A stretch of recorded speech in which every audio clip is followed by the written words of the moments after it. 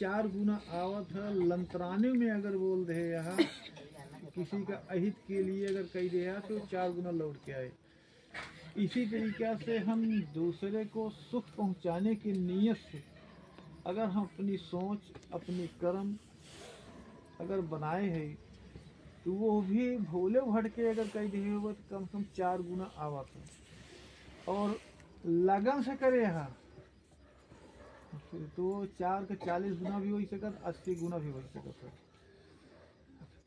लेकिन अगर हम किसी का हम बुराई करी, किसी का अहित करी, किसी की जड़ खोदी तो वो लगन भरपूर हो में रहा,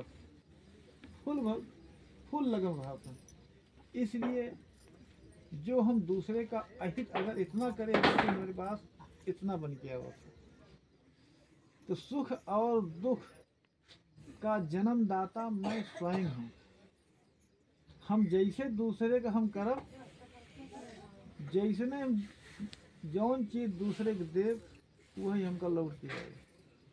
इसमें भगवान की कोई कमी नहीं है, गुरु कोई कमी नहीं है। जो हम दूसरे को देते हैं सुख या दुख तो वही हमको ब्याज सहित 4, 8 गुना 10 गुना 20 गुना लौट के जरूर रहेगा। तो फिर हमको देना क्या चाहिए? सब इंसान सुख चाहता है, तो सुख चाहता है तो फिर दूसरे को सुख देवा तब ही सुख मिले।